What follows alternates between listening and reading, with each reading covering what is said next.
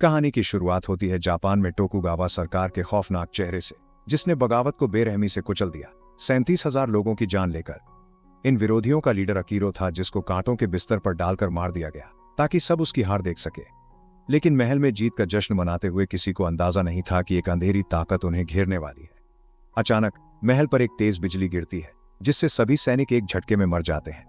ये साधारण बिजली नहीं थी, ये एक शैतानी ताकत थी, जिसने अकीरा को मरे हुए लोगों को वापस जिंदा करने की शक्ति दी और उन सबको राक्षसी रूप में उसका साथी बना दिया। कहानी में आगे बढ़कर अकीरा की नजर कुमा शहर पर पड़ती है। अकीरा वहां के मशहूर योद्धा टेरू की कब्र पर पहुंचता है, जिसे टोकुगावा सरकार ने सत्ता हासिल करने के दौरान मार डाला था। वहीं अकीरा काला जादू करता है और टेरू की खूबसूरत और वफादार पत्नी ग्रेस की आत्मा को बुलाता है। ग्रेस ने अपने पति से बेइंतहा मोहब्बत की थी और उसकी मौत के बाद वो सदमे में ही चल बसी थी।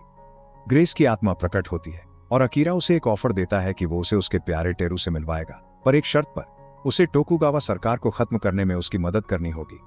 अपने पति को दोबारा देखने की चाह में ग्रेस हामी भर देती है और अकीरा उसे फिर से जिंदा कर देता है। कहीं दूर एक गुफा में हम माइकल को पाते हैं, एक महान तलवारबाज जिसने अनगिनत लड़ाइयां लड़ी हैं, पर उसके मन में लॉर्ड ताजी और उसके बेटे झुकी के प्रति जलन की आग जल रही थी।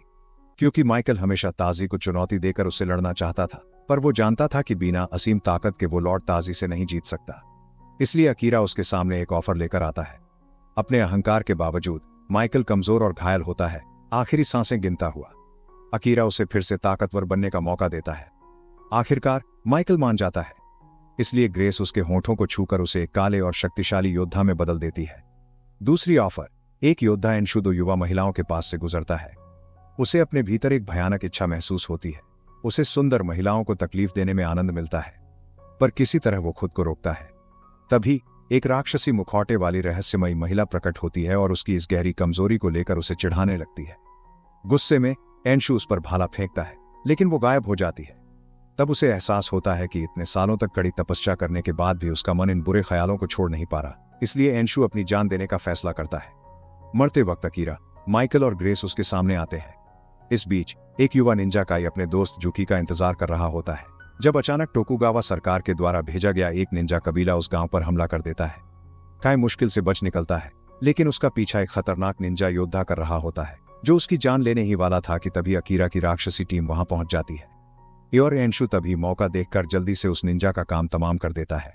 जख्मी और मरने के कगार पर काई अकीरा का ऑफर सुनता है। अकीरा उससे कहता है, एक तो वो बदला लेने का मौका और दूसरा एक राक्षसी योद्धा के रूप में फिर से जीने का मौका देगा।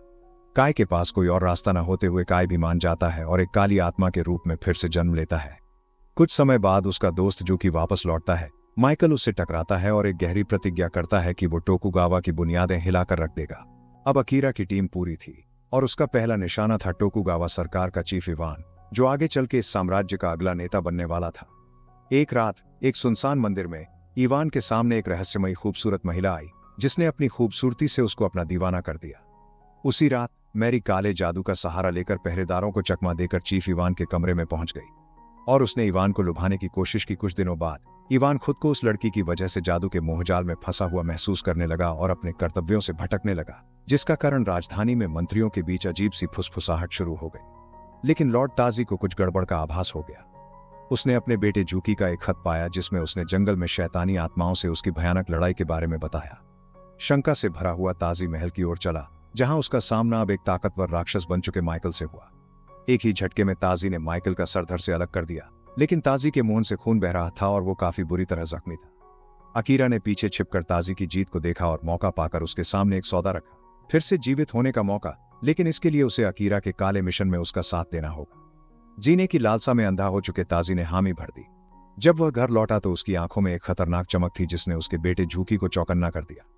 इसी बीच राजधानी में किसान इकट्ठा होकर अपनी शिकायतें कर रहे थे कि इस साल का टैक्स माफ कर दिया जाए, लेकिन उन पर क्रूरता से अत्याचार किया गया।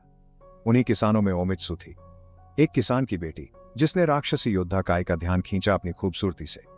हालांकि वह खुद भी एक राक्षस था, लेकिन ओमित्सु के लिए उसके दिल में इंसानियत की चिंगारी जाग उठी। उधर झूकी एक ऐसी तलवार की तलाश में था जो इन शैतानी आत्माओं का नाश कर सके। जब काय और ओमित्सु भागने का प्रयास कर रहे थे तो अकीरो ने उनका रास्ता रोक लिया और क्रूरता से काय का अंत कर दिया।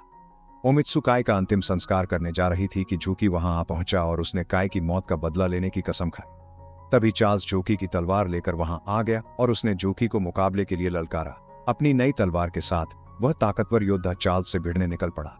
लेकिन जैसे ही लड़ाई शुरू हुई, मैरी और ताजी ने पागलपन में महल को आग के हवाले कर दिया। जूकी ने अपनी टूटी हुई तलवार से अपने शैतानग्रस्त पिता ताजी का अंत कर दिया।